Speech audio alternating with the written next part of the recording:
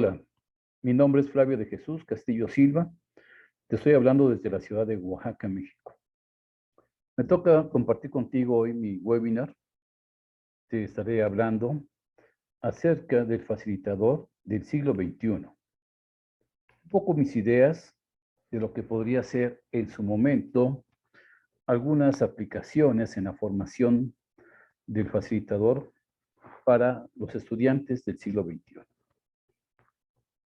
Tal vez durante la presentación haga algunas afirmaciones un poco controversiales. Yo te voy a pedir que no las juzgues inmediatamente, sino que las reflexiones como una manera de encontrar en común algunos cambios que son necesarios en estos tiempos. Bueno, comenzaré diciéndote que la Universidad de Bolonia, en Italia, se considera como la primera universidad del mundo occidental, fundada en 1088. Y esa universidad, seguramente dogmática en muchos de los casos, pues fue el modelo a seguir de todas las demás universidades que se fundaron después a lo largo del continente europeo y más allá. De hecho, muchas universidades muy prestigiosas del mundo llevan modelos pedagógicos muy parecidos a los que ella tiene. Otro dato que para mí es importante tomar como partida es de que la Didáctica Magna, el documento escrito por Juan Amós Comenio, padre de la pedagogía, lo publicaron en 1657. Sorprendentemente, muchas cosas que están escritas ahí, hasta la fecha, 2021, siguen siendo vigentes en las universidades. Entonces, son dos elementos que debo de considerar, porque en esta primera parte de la presentación intentaré hacer un análisis muy rápido de lo que la pedagogía ha trabajado en pro de la formación de los universitarios. Algo que también tomo de base es que en el siglo XX, siglo pasado, hubo tres paradigmas que surgieron a lo largo de quizá mitad de siglo en adelante. Entonces tenemos el paradigma conductista, con sus máximos exponentes como sería Skinner y también Albert Bandura. Skinner con el condicionamiento operante y Bandura con el aprendizaje social o aprendizaje vicario. Tenemos también el segundo paradigma que surgió en esa manera de buscar la manera en que el ser humano, valga la redundancia, aprende, pues entramos al paradigma cognoscitivo o cognitivo. La computadora, cuando fue inventada, pues fue hecha prácticamente imagen de la manera en que el ser humano procesa la información. Bueno, el paradigma cognitivo comenzó al revés. Partió de cómo trabaja una computadora y de esa manera intentar comprender cómo sucede el aprendizaje de los humanos y su relación con el medio ambiente. Teorías como la del procesamiento humano de la información de Robert Gagné, en donde también Robert Gagné, en el modelo que presentan, pues nos habla de la memoria a corto y a largo plazo. En el caso del control adaptativo del pensamiento de John Anderson, él reemplaza estas memorias mencionadas por Gagné por una memoria factual, una memoria procedimental y una memoria de trabajo.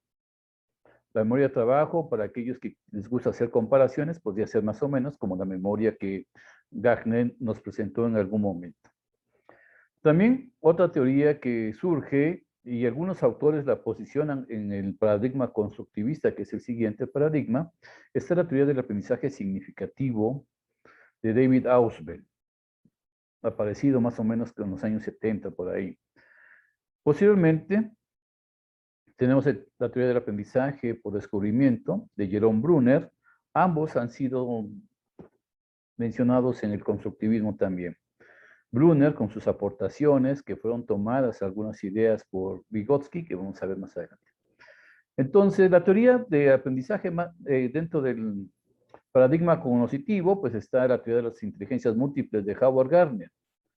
En la parte del constructivismo, que sería como el boom que se ha dado de los últimos años del siglo XX a la fecha, pues está el psicogenético, que es una propuesta hecha por Jean Piaget, y tenemos el constructivismo sociocultural de Vygotsky, que él fue quien tomó ideas de Jerome Bruner, como el caso del andamiaje. Esas ideas del siglo XX pues han ayudado a intentar comprender cómo sucede el aprendizaje del humano. Sin embargo, como teorías mismas no han sido comprobadas al 100%, entonces han sido buenos acercamientos, sin embargo, no han sido suficientes. ¿Qué es lo que también he analizado con respecto a la cuestión pedagógica en las universidades? Bueno, la relación del adulto-estudiante, una relación totalmente vertical, una relación del docente, que significa el que enseña, hacia los estudiantes. En este caso, los estudiantes tienen una postura un tanto más receptiva y ejecutora, o sea, ejecutan las indicaciones que los docentes le hacen. Ya mencioné que el proceso es dirigido vertical y es dependiente. Algo así como que el docente sabe qué van a hacer, cómo lo van a hacer, y el estudiante solamente ejecuta lo que el docente le está indicando. También el proceso que se trabaja en la pedagogía, que es algo inherente, es el proceso de enseñanza-aprendizaje. Algunos lo separan y queda bien. El proceso de enseñanza para, en el caso del docente, que está parado en algún punto de la pedagogía, está enfocado bajo la pregunta de ¿cómo le voy a enseñar esto a mis estudiantes? Esa pregunta no garantiza que haya aprendizaje, simplemente es lo que yo le entrego a los estudiantes. Ahora, ¿qué hacen los estudiantes con ello? Como que sería un proceso diferente, que es el proceso de aprendizaje, mismo que puede o no suceder. Eso dependerá de algunos elementos, sobre todo del estudiante. Algo que sucede también pedagógicamente hablando es algo que yo llamo magistrocentrismo. Es un proceso que es provocado por las universidades. Las universidades dicen que para que cualquier profesionista quiera intentar impartir clases en su universidad, lo primero que tiene que hacer es presentar una planeación de la materia que quiere impartir. Sin embargo, ¿dónde están las situaciones que se dan aquí? Bueno, en primer lugar, la universidad no le dice cuántos estudiantes son, no le dice las características de los estudiantes, y entonces el docente aspirante lo que hace es que hace una planeación pensando en él, y ese proceso le llamo magistrocentrismo. O sea, es un proceso de un curso que irá a impartir, pero pensado en él, o sea, en sus capacidades, en sus habilidades, porque ignora con quién va a trabajar. Y en ocasiones hacen planeaciones para un grupo de 20 estudiantes y resulta que nada más son 5, o a veces menos. O al revés, hacen una planeación para 5 estudiantes, pero resulta que son 30. Entonces, esas cuestiones desajustan, obviamente, todo el proceso formativo que se quiera trabajar ahí. También pedagógicamente yo he encontrado que se le llama profesor, se le llama maestro, pedagogo, docente, catedrático, mediador y muy pocas veces se le llama facilitador. ¿Qué diferencia hay entre ellos? Pues obviamente la manera en cómo conciben el proceso de enseñanza-aprendizaje en conjunción con los estudiantes.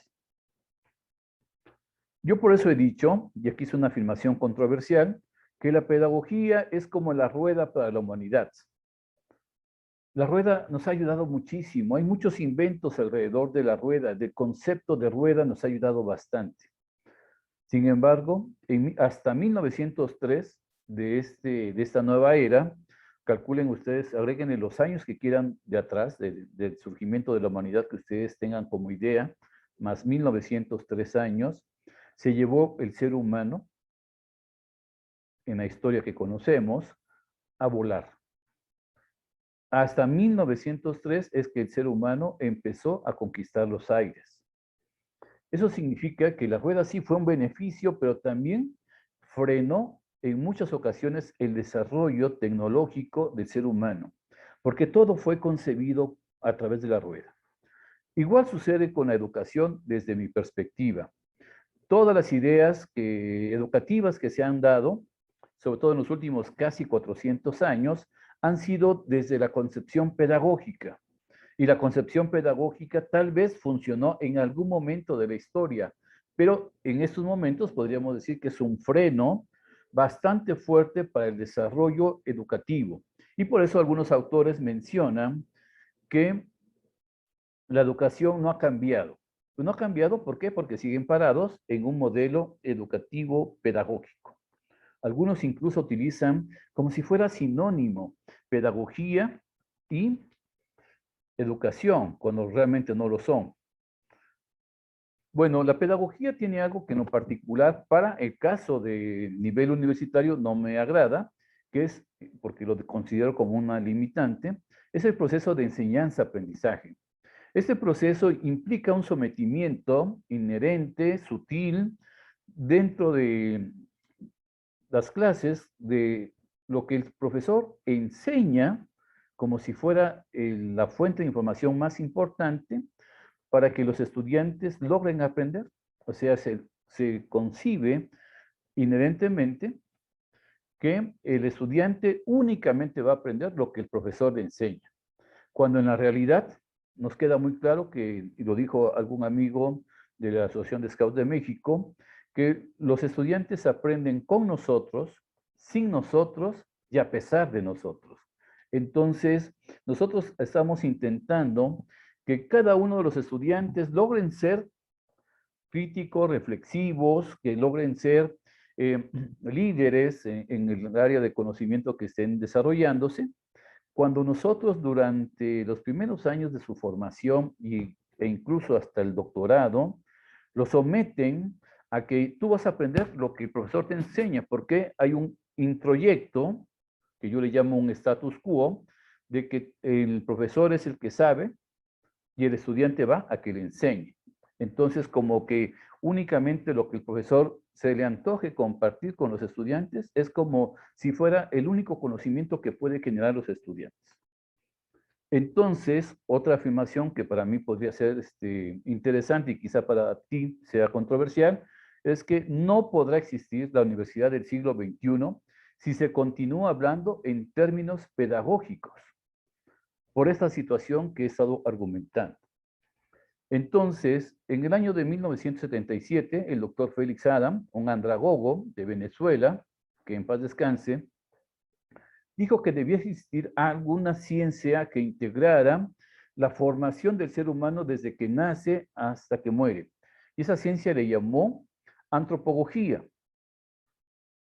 En algún momento de la historia, que no se ha logrado determinar cuándo sucedió, alguien llamó a la antropología mejor como ciencias agógicas. Es lo mismo.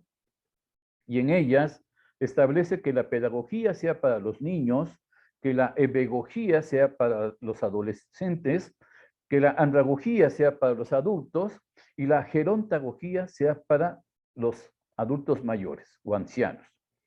Entonces, reforzando las ideas, podría yo decir que leyendo el diccionario de ciencias de la educación de Santillana, menciona que la pedagogía es la ciencia y arte de enseñar a los niños, a los niños. Y puedo asegurar que esta pedagogía que está pensada para los niños le debe a la formación de los niños varias cosas.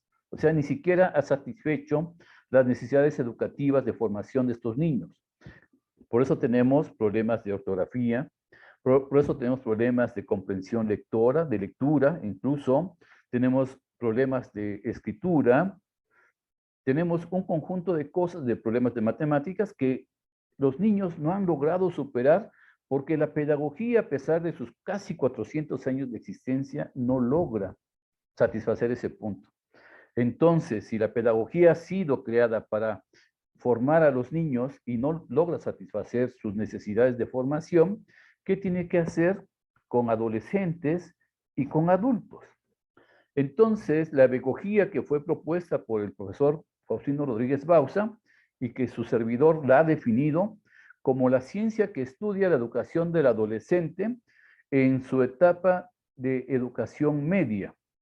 Estamos hablando de jóvenes o muchachitos de 11 hasta los 18 años aproximadamente, que en México sería la secundaria y el bachillerato, y en otros países es hasta la educación diversificada. La andragogía, también es importante mencionar que tiene como objeto de estudio al adulto en situación de aprendizaje. El doctor Felix Adam, en alguno de sus libros, definió la adultez como la vitalidad del ser humano. Entonces, un adulto está desarrollado, está vitalmente en condiciones de poder asumir el control de su vida, ya sea en la etapa de adultez joven, en adultez intermedia o en adultez mayor o avanzada. Entonces, bajo esas ideas, la pedagogía ya no tendría nada que hacer en la vida de los estudiantes adolescentes en adelante. Miren esta gráfica que está representando el sistema educativo mexicano con esas ideas. Estos niveles de participación que aparecen en esta gráfica, donde la parte blanca pertenece a los estudiantes o participantes y la parte amarilla hacia el facilitador, debiese ser aproximadamente así. Y los números, yo hago la aclaración, no están hechos con algún cálculo, sino que son representativos al final de cuentas. Entonces, obviamente un niño de preescolar, pues es un niño que incluso no tiene una concepción de qué es educación, qué es escuela, etcétera. Él solo va a divertirse con sus compañeritos, compañeritas y con la educadora educador con el que tenga que interactuar. Entonces tiene una etapa lúdica, fenomenal, de fantasía, con mucha libertad de movimiento, y cuando termina esa etapa y que se va a incorporar ya a lo que sería la educación básica en algunos lugares, la educación primaria para México, se topa con la pared de decir, hey, ¿a dónde vas? Siéntate. Hey, ¿por qué haces eso? Compórtate. Y entonces a partir de ahí empieza un proceso de formación de lo que sería el introyecto que ya mencionaba. Tú vienes a que yo te enseñe. Y entonces implica que tú estés sentado, que me estés viendo, poniendo atención y que hagas lo que yo te diga que hagas. A partir de ahí, se asume, en lo ideal, se asume que debiese tener, de acuerdo en los 6 años de primaria que hay al menos aquí en México, en los últimos años debiese ser hasta de un 75% de participación del facilitador. Quiere decir que el estudiante de primaria empezará con un 25% y se irá incrementando poco a poco. Ya en los últimos años, quinto, sexto año de primaria, estará hasta con un 55% de participación del estudiante. Significa que va a entrar a su periodo de adolescencia teniendo el 50% prácticamente, en números redondos, de responsabilidad de su propia formación, misma que irá acrecentándose hasta llevarlo hasta un 65%, vuelvo a insistir, son números representativos nada más, para que como adulto joven se incorpore a la licenciatura. Y a partir de ahí, sea la andragogía quien lo esté atendiendo y esté ayudando en su formación. Sin embargo, eso sería lo ideal. Sin embargo, el real es de que el docente, el que está parado en la pedagogía, se echa el curso a los hombros y entonces él determina qué se debe de hacer. Y entonces subestima a sus estudiantes y dice, no, estos no van a poder, mejor lo hago yo. Y entonces todo el curso aquí en la espalda durante todo el ciclo escolar, porque no confía en sus estudiantes, no cree que un adolescente pueda tomar decisiones. Los profesores de posgrado tampoco creen que sus maestrantes, sus doctorantes, tengan la capacidad de desarrollar su propio aprendizaje. Y entonces todo tiene que ser a través de ellos. Entonces, algo que está sucediendo es en las universidades en este momento, es que en las aulas de licenciatura o pregrado, como le llaman en otros países, tenemos a estudiantes centennials. Estudiantes centennials que, de acuerdo a algunos autores, se dice que traen el chip incorporado de la tecnología. Entonces, él debe ser una persona que maneja las tecnologías excelentemente. Ya en posgrado encontraremos algunos millennials, posiblemente algunos de la generación X que también anden formándose y perfeccionándose. Sin embargo, el gran grueso está entre centennials en pregrado y millennials en posgrado. Y ellos tienen características diferentes. Ellos les queda muy claro que la escuela no es suficiente para ellos. Les queda claro también que si no saben manejar algo, directamente se van a una plataforma como YouTube, por ejemplo, y ahí pueden acceder a tutoriales y rápidamente aprender. Entonces, el facilitador que está enfrente de ellos debiese tener la capacidad para poder aportarle cosas que no va a encontrar en el navegador web. Tendrá que aportarle elementos desde su experiencia, porque el conocimiento lo puede tomar de cualquier lugar y a lo mejor hasta más actualizado y en mejores explicaciones. Entonces, la experiencia del facilitador deberá ser que quien distinga la práctica dentro del aula de los docentes que estén parados en pedagogía o de los facilitadores que estén parados en la andragogía. Algo que esta pandemia ha demostrado es que justamente ese chip de tecnología que pensábamos que tenían estas generaciones es cierto y no a la vez. Es cierto porque son excelentes para el manejo de redes sociales y de explotación y producción de diferentes materiales. Sin embargo, hay aplicaciones que son muy básicas y que ayudarían en su formación que las desconocen. Entonces, tal vez el conocimiento esté un poco sesgado hacia un poco más en entretenimiento que hacia la parte formativa de estos jóvenes.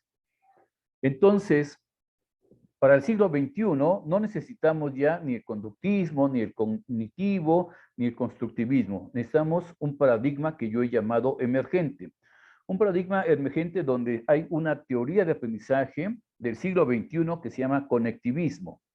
Esto fue propuesto por George Siemens y Stephen Downes, quienes han trabajado y han pensado que el ser humano se desarrolla como si fueran una red y cada nodo de esa red son personas que pueden aportarle en su momento en la formación de estos estudiantes.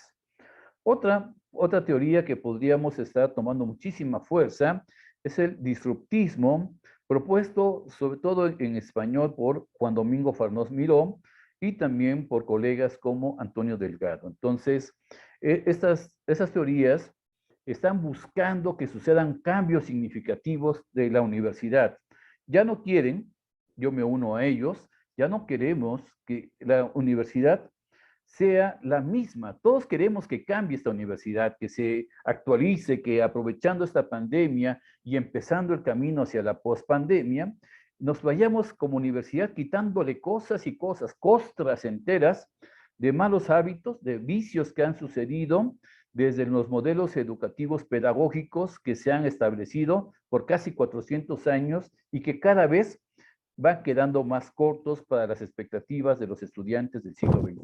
Entonces, necesitamos que la universidad cambie. Y bueno, algunos tienen ya sus propuestas muy claras de lo que se requiere en una universidad. Y yo digo que la universidad con el edificio que ustedes le pongan, y yo me refiero como edificio no necesariamente al aspecto físico, sino a las ideas que ustedes quieran ponerle, debe de estar acompañada de cosas que ya aprovechemos el cambio, el momento de cambio, porque nuestra universidad del siglo XXI no deberá ser jamás igual a la anterior. O sea, si hasta el 2020, que empezó la pandemia, teníamos modelos educativos pedagógicos, es buena hora de empezar a romper eso y empezar a construir la universidad del siglo XXI, pero bien sustentada. Y para ello, yo propongo que sea una universidad con un modelo educativo andragógico, que pueda en su momento aportarle esa libertad que requieren los estudiantes para su formación. Entonces, bajo esa intención, pues hago también una propuesta de algunas competencias que debe de tener el facilitador. La competencia comunicativa deberá ser con mucha atención en su desarrollo, tanto en el aspecto verbal, en el aspecto gestual, que acuérdense que algunos autores mencionan que el 80% del mensaje es la parte gestual en esa comunicación y también en la parte escrita. Yo he encontrado excelentes colegas, pero cuando escriben, digo, Dios mío, mejor me hago a un lado, porque resulta que su escritura es pésima. Y él, que es el facilitador, que tiene a no sé cuántos estudiantes a su cargo en algunas materias, pues está modelando justamente sus faltas ortográficas y tenemos generaciones ya enteras de personas con deficiencias. Y si a eso le agregamos la moda del lenguaje inclusivo, pues todavía peor. Tenemos una competencia andragógica. Si vamos a pensar que las universidades tengan un modelo sustentado en andragogía, necesitamos formar a los facilitadores en aspectos andragógicos. Necesitamos también una competencia tecnológica. Ya hemos visto desde 2017 aquí en México, el INED nos hacía avisos y mensajes de que cambiáramos hacia algunos aspectos tecnológicos y muchos decían, no, no, no, no. Aquí en el salón de clases es donde el estudiante aprende. Y nos llegó la pandemia y nos llegaron diferentes situaciones que algunos fue una transición natural y para otros fue como cambiar el mundo en un ratito para ellos. También tenemos una competencia social humanista, la andragogía es netamente humanista, es rogeriana específicamente, y bueno, necesitamos también que soportados en esa corriente psicológica, el facilitador esté en condiciones de madurez, de una estabilidad emocional, que en primer lugar no se enganche en situaciones ríspidas con sus estudiantes. En segundo lugar, tenga la suficiente estabilidad para no empezar a ser un depredador de sus estudiantes en sus clases. Necesitamos que el facilitador pueda tener la cobertura suficiente para poder atender diferentes circunstancias desapegado de los problemas que pueden o no estar relacionados con él. También necesitamos una competencia de tutorización. Necesitamos que el facilitador le quede claro que no nada más se manejan contenidos dentro de una universidad, sino que también hay cosas que afectan el aprendizaje, como serían problemas de autoestima, como serían situaciones de motivación, como serían las deficiencias en cuestión de conocimientos de técnicas de estudio, de la formación de hábitos de estudio, y que además pueda ser como los primeros auxilios emocionales que al ver a sus estudiantes diferentes de manera típica a como han sido generalmente en el curso, pueda identificar cuál es la problemática y poderlo canalizar con el profesional correspondiente, porque al final de cuentas entendemos que no somos todólogos y que tenemos que apoyarnos con otros profesionistas de nuestro propio plantel o incluso de manera externa. También necesitamos formar una competencia investigativa. Necesitamos, sobre todo en posgrado, me queda claro que un profesor en posgrado que no haga investigación, no sé qué hace en posgrado. ¿Por qué? Porque lo más rico del posgrado no es que vean contenidos como si fuera una segunda licenciatura, sino que deben de generar conocimientos, pero por parte de los estudiantes, sus conocimientos y que recorran caminos que quizá ya fueron recorridos por otros, pero que son sus caminos. No es lo mismo ver una situación de aprendizaje en esta ciudad que en la punta de un cerro o más lejos todavía. Entonces, sí es conveniente que el estudiante de posgrado, el maestrante, el doctorante, confronte las teorías que existan, las ponga a pruebas y puedan ellos ir sacando sus propias conclusiones para conformar su tesis. Y no me refiero al documento oficial, sino a sus argumentos que van a estar sustentados en diferentes autores y experiencias. Necesitamos una competencia de innovación. El facilitador dentro de ese modelo andragógico debe estar permanentemente buscando las oportunidades de mejora. Debe estar viendo qué procesos, ya sea institucionales o propios, puedan mejorarse para que sea más eficiente alguno de ellos, ya sea de la universidad o de su práctica dentro del aula. Necesitamos también que tenga una competencia administrativa. Es muy común en las universidades que los mejores profesores son invitados a formar parte del cuerpo directivo. Y bueno, bajo esa intención, a veces perdemos a buenos profesores y ganamos a malos jefes. Entonces, yo he dicho que las oportunidades es el encuentro entre las situaciones que existan en un entorno y la preparación que tenga la persona.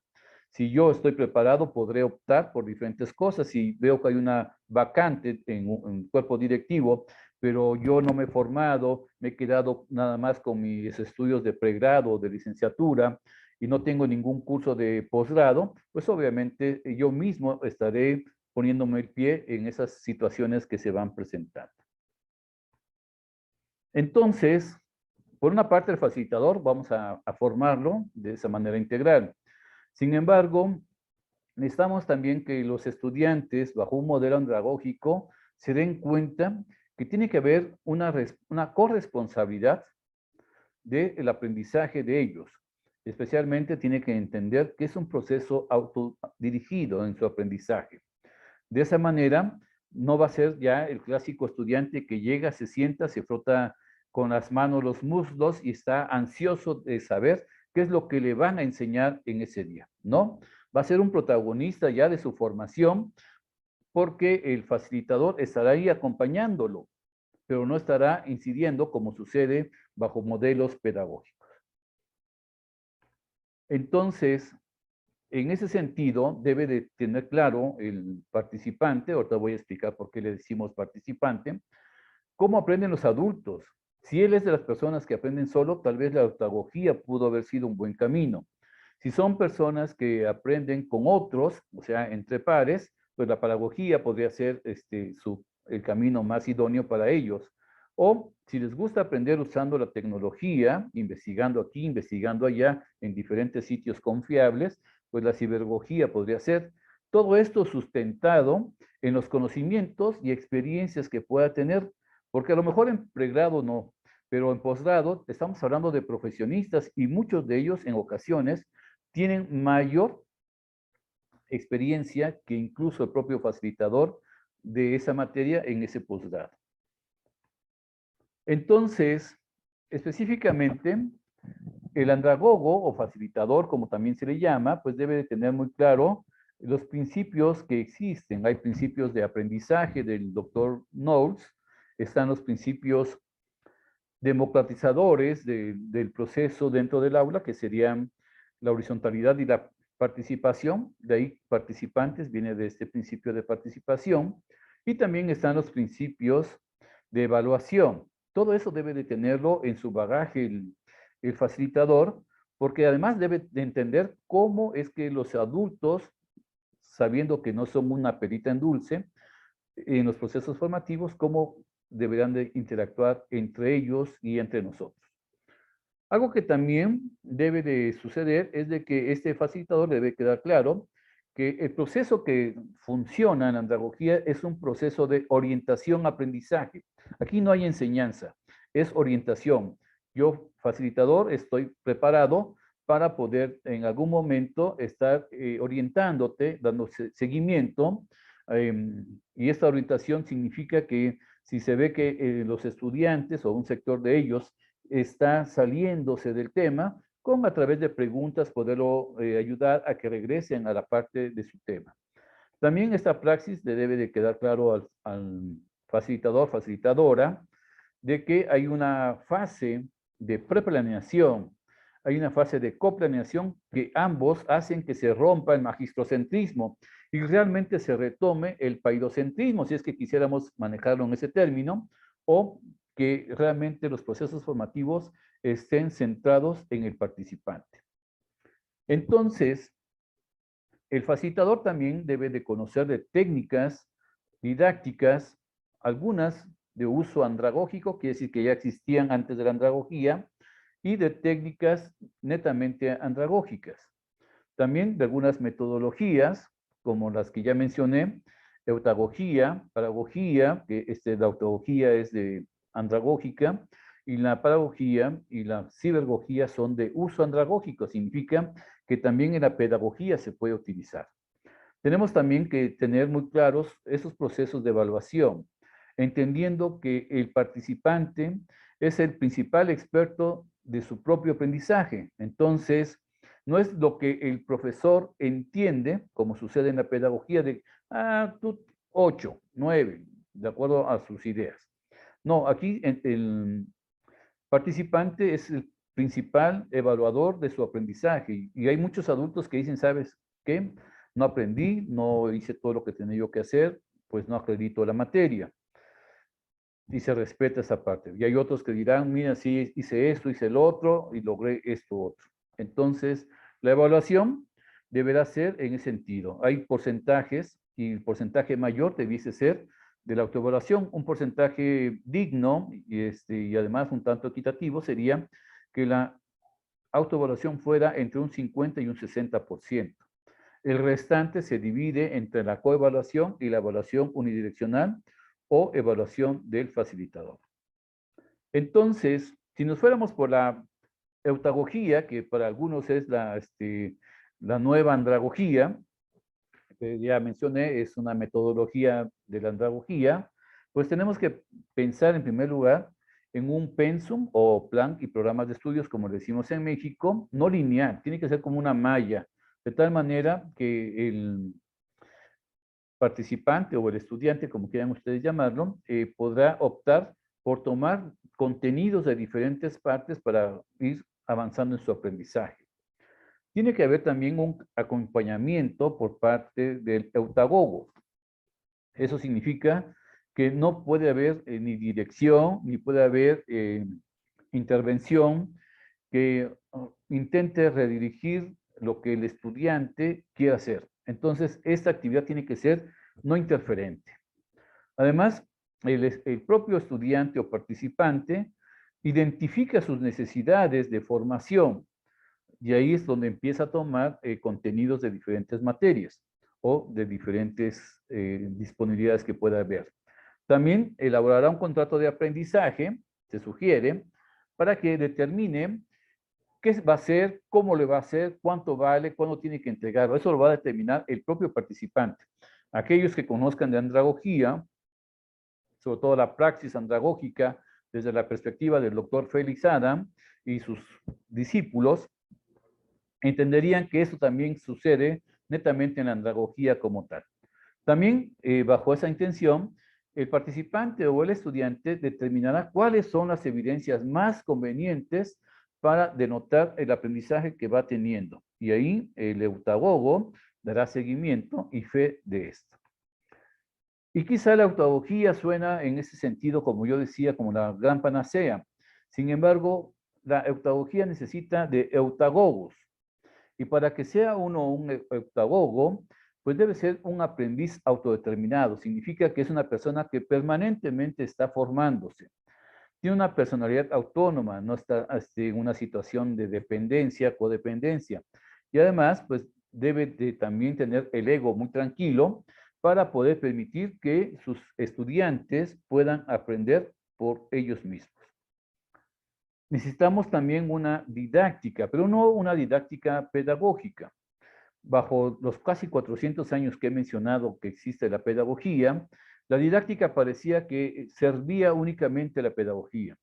A raíz de las ciencias agógicas y que van teniendo ya cuerpo, lo que es la didáctica pedagógica, que se podría decir que es la ciencia y arte que tiene como objeto de estudio el proceso de enseñanza-aprendizaje, esta ya no nos sirve, tenemos que desecharla y tenemos que irnos por una didáctica andragógica, la cual yo redefiní como ciencia y arte que estudia la aplicación del proceso educativo a través de métodos, técnicas propias, adaptadas de acuerdo al momento psicobiológico del cognoscente. Significa que si estamos hablando de un adulto joven o estamos hablando de un adulto de edad avanzada, pues las condiciones cambian, entonces hay que adaptarse a esas circunstancias. También tenemos que pensar que un andragogo, en términos generales, debe de conocer las diferentes modalidades, estar consciente que las plataformas tecnológicas que existen actualmente, con el nombre que ustedes conozcan, ya sean gratuitas o con licencia, son pensadas pedagógicamente. O sea, eso me queda claro. Es como nosotros los zurdos, que vivimos en un mundo de derechos. Igual los andragogos vivimos en un mundo pedagógico, pero no por eso nos vamos a limitar o nos vamos a quedar hasta ahí. Entonces necesitamos saber capotear apropiadamente esas circunstancias. Entonces necesitamos, obviamente, tener un desempeño en la modalidad presencial, podernos transitar hacia modalidades virtuales y también en su momento a momentos híbridos que son los que se vienen. También reconocer todas las importancias y aportaciones que pueden tener desde el aprendizaje presencial el aprendizaje a distancia, el aprendizaje mixto, el aprendizaje en la nube, el aprendizaje móvil, lo que sería también el aprendizaje personal o peer learning, lo que sería también el aprendizaje ubicuo, o también lo que sería el aprendizaje en casa, que sería el edge learning. Entonces, todos esos aprendizajes, manejarlos de tal forma que nosotros podamos sacarle mayor provecho en pro de nuestros participantes. Ya mencioné que hay técnicas andragógicas y de uso andragógico, como las que vamos a ver a continuación. Aquí en este caso hago una representación que desde mi perspectiva entiendo que así es un proceso formativo. El proceso formativo no es lineal. Tiene que tener desde una situación de estimulación, pasando por diferentes etapas hasta llegar a la parte cúspide, que es la que tenemos en la parte superior, y llegar a empezar a declinar en esa intensidad para poder llegar a hacer un cierre que ya puede ser un resumen o una verificación. El resumen puede ser lo que vimos hoy y las palabras claves de lo que vieron en esa sesión. La verificación implicará no hacer la clásica pregunta de ¿alguna duda? Porque generalmente los estudiantes no preguntan, están acostumbrados a no preguntar. Entonces tenemos que motivarlos y haciendo preguntas directas. A ver, Juanito, a ver, Miguel, a ver, Laura, a ver, Ana, o sea, es decir, a la persona a la que queremos hacerle la pregunta y estar muy atentos a sus respuestas. Si vemos que son atinadas, pues podríamos continuar con una aplicación. Pero si vemos que son desatinadas y que no tienen nada que ver con lo que se asume que estuvimos abordando, entonces tendríamos que entrar a un reforzamiento para no dejar lagunas de conocimiento intermedias. Entonces, esto tiene que permear en estos momentos en los diseños instruccionales. Sabemos que tenemos recursos, sabemos que tenemos más procesos asíncronos y menos procesos síncronos. También sabemos la importancia de hacer un buen guión y también de hacer excelentes evaluaciones. Sin embargo, lo que sí necesitamos nosotros y que no debe de estar cambiando es justamente el proceso formativo, cómo debe de ir sucediendo de tal manera que vayamos incrementando la intensidad y nosotros vayamos disminuyéndola. Y así ir fomentando en procesos asíncronos, en procesos síncronos, esta manera de trabajo. Además, debemos de hacer que la evaluación no sea el clásico examen. De repente tenemos esta gran posibilidad de la virtualización, como si fuera un Ferrari, pero le ponemos llantitas de Volkswagen, se dan como si fuera a través de los exámenes que hacen clásicos, que lo hacían en el modo presencial y que todavía lo siguen haciendo y replicando en la virtualidad. Necesitamos cambiar en ese aspecto, necesitamos buscar diferentes maneras, algunas de ellas muy ingeniosas, como podrían ser Kahoot, Quizzes y otras aplicaciones que son tendientes a la gamificación, y además que están paradas en el paradigma verde de la evaluación. Los exámenes y la revisión de trabajos, como se hace comúnmente, están parados en el paradigma de evaluación roja, en donde se buscan los errores. En este caso, la evaluación verde busca las cosas que hicieron bien y las cosas que podrían ir mejorando. Cambia la perspectiva en ese sentido. Bueno, nosotros tenemos que pensar que el facilitador del siglo XXI, entonces andragógico, ya mencionado, deberá tener pues muy claro cómo podrían ser sus procesos de diseño instruccional, también de manera que pueda él organizar sus tiempos y no estar pegado a la computadora como sucede en muchos casos de muchos colegas. Estamos que vaya manejando habilidades para el uso de las TIC y que busque diferentes aplicaciones que no necesariamente los que estén de moda, sino los que sean de mayor utilidad para promover el aprendizaje de sus estudiantes. También necesitamos que esos diseños instruccionales puedan ser mediatizados, o sea, quiere decir que van a pasar del papel o bueno, del archivo digital hacia lo que sería en su momento la plataforma en donde se va a instalar este curso. Necesitamos también que generalmente alinearse a las ideas institucionales, porque a lo mejor yo tengo una plataforma instruccional de preferencia, pero la institución tiene otra. Entonces tenemos que aprender a estar conviviendo con la plataforma que cada institución nos pida que utilicemos. También necesitamos tener ciertas habilidades en el manejo del software para videollamadas.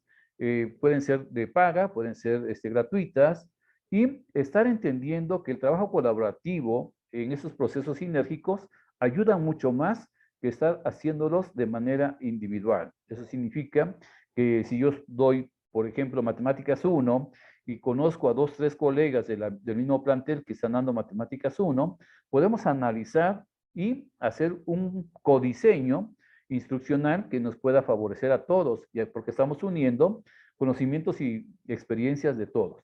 También necesitamos tener pues, el manejo de sistemas de gestión de aprendizaje o LMS y de las plataformas que ya había yo mencionado. También, pues obviamente, lo que acabo de decir en la diapositiva anterior, pues tener técnicas de evaluación enfocados de manera digital o virtual. Y también, pues, habilidades para encontrar más y mejores aplicaciones de uso educativo. Vuelvo a insistir, tenemos que evitar pasar, en el caso de los que están parados en la pedagogía, de un proceso de enseñanza-aprendizaje a un proceso de enseñanza-entretenimiento, que es algo que también está sucediendo. Debemos de buscar a toda costa entender que nuestra participación conlleva a promover el aprendizaje de nuestros estudiantes. Bueno, para cerrar esta presentación, lo que puedo decir es que la universidad en el 2088 cumplirá 1000 años de formación, de haberse fundado. La pregunta es, ¿hasta cuándo los estudiantes universitarios seguirán siendo sometidos por procesos pedagógicos? Te dejo esa reflexión. Ojalá que me puedas ayudar a encontrar la respuesta más conveniente. Yo soy Flavio Castillo y mi correo está a tu disposición para cualquier momento en que tú desees contactarme. Muchas gracias por tu atención.